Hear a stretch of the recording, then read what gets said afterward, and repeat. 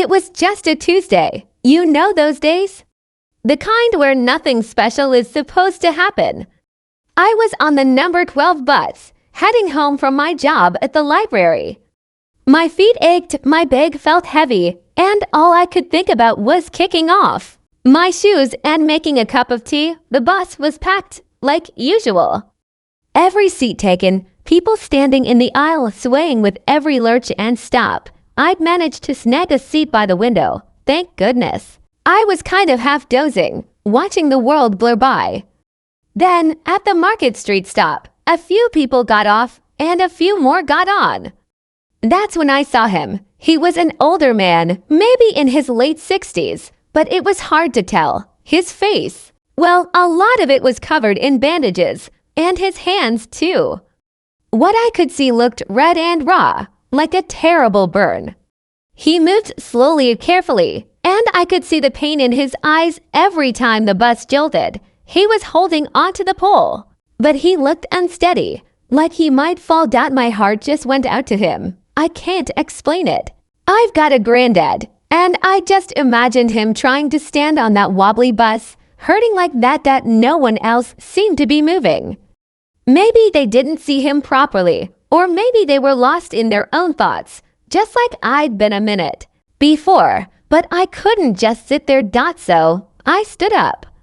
"Sir," I said, keeping my voice soft, "please take my seat." He looked at me, and his eyes, the part of his face I could really see, crinkled a little at the corners. It might have been a smile, or maybe just the effort of focusing. "Oh, no, dear," he said, his voice a bit raspy. "I'm all right, please," I insisted, stepping out into the aisle. "You look like you could use it more than me." He hesitated for another moment, then gave a small nod. "Thank you," he said, and it sounded like it took a lot out of him. He eased himself into the seat, wincing as he settled.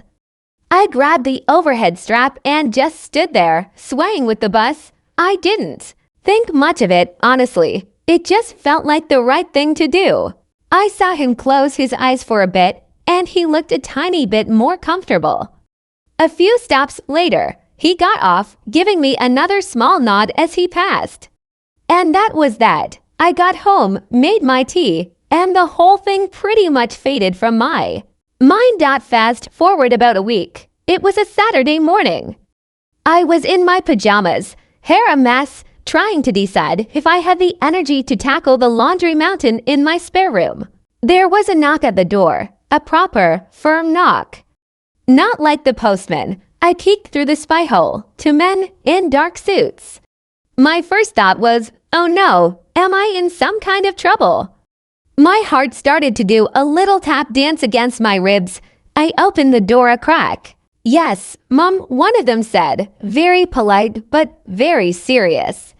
"Are you Sarah Jenkins?" "Yes, that's me," I said, my voice a bit wobbly. "We have someone who would very much like to speak with you." "It's a matter of some importance." I frowned. "About what?" I was thinking maybe I'd witnessed something and forgotten, or maybe it was some kind of official survey.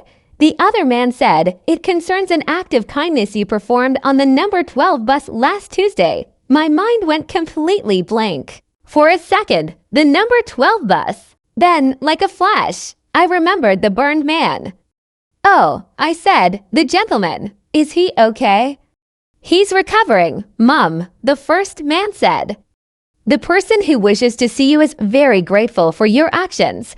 Would you be willing to come with us? It won't take long." I was still in my pajamas. "Well, I'm not really dressed for." He smiled, a small, reassuring smile. "That's quite all right, ma'am. We understand. It was all so strange.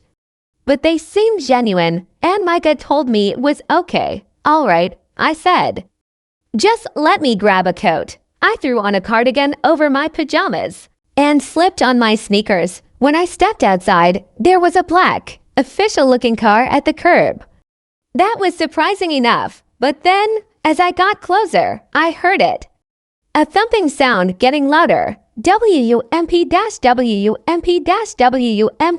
I looked up, and my jaw just dropped. There, hovering over the little park at the end of my street, was a helicopter. Not just any helicopter. It was green and white, and it looked incredibly official, important. Is that? I stammered, pointing. Yes, Mom, one of the men said, opening the car door for me. We thought it would be quicker. Quicker for what? To go where? My head was spinning. I got in the car, and they drove me the short distance to the park. People were starting to come out of their houses, staring. I felt my cheeks burn. The helicopter landed smoothly on the grass. The door slid open, and a uniformed man, a Marine I think, beckoned me over.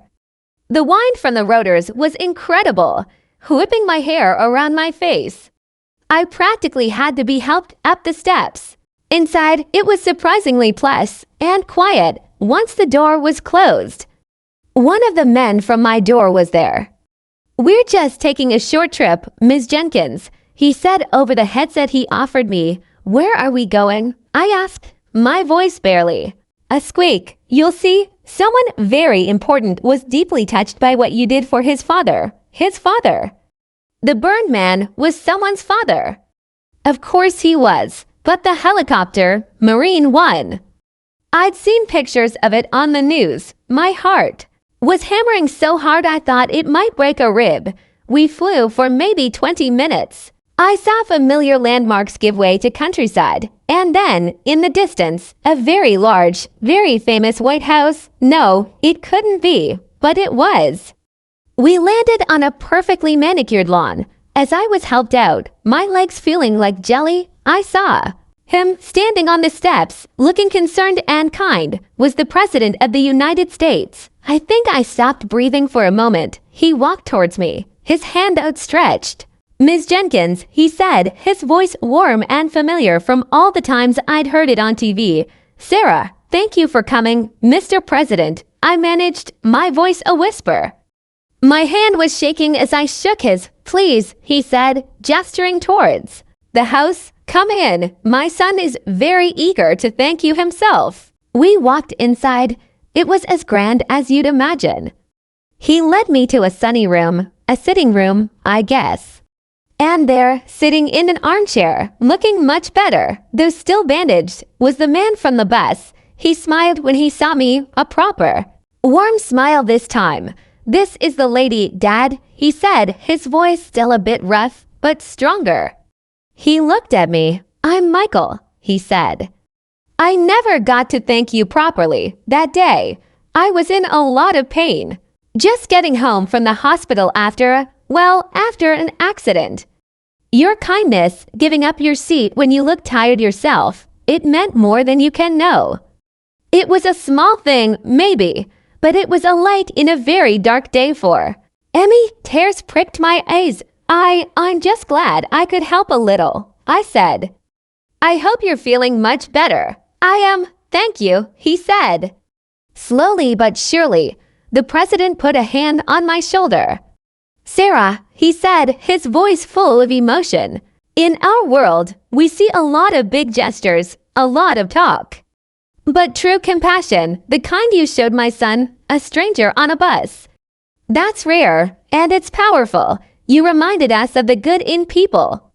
When Michael told me what you did, how you didn't hesitate, I knew I had to meet the person who showed such simple, profound decency. We talked for a little while longer. They asked about my job at the library, about my life. They were just normal people underneath all the importance. A father worried about his son, a son grateful for a moment of relief. Before I left, the President shook my hand again. Don't ever think that small acts of kindness go unnoticed. Sarah, he said, they ripple out. You made a difference. They flew me back. Marine one gently setting down in the park again. The men in suits drove me to my door. I thanked them, still dazed. I went inside, made that cup of tea I'd been thinking about a week earlier, and just sat there for a long time. My ordinary Tuesday, my simple act of giving up a bus seat, had led to this. It wasn't about meeting the President, not really. It was about that moment on the bus, seeing someone in pain and doing the one small thing I could. And it reminded me, in a way I'll never forget, that you never know whose life you might touch, or how much a little bit of kindness can truly matter. My life went back to normal mostly, but I think I walk through it a little differently now, always looking for those small chances to help, because sometimes the smallest things can be the biggest things of all.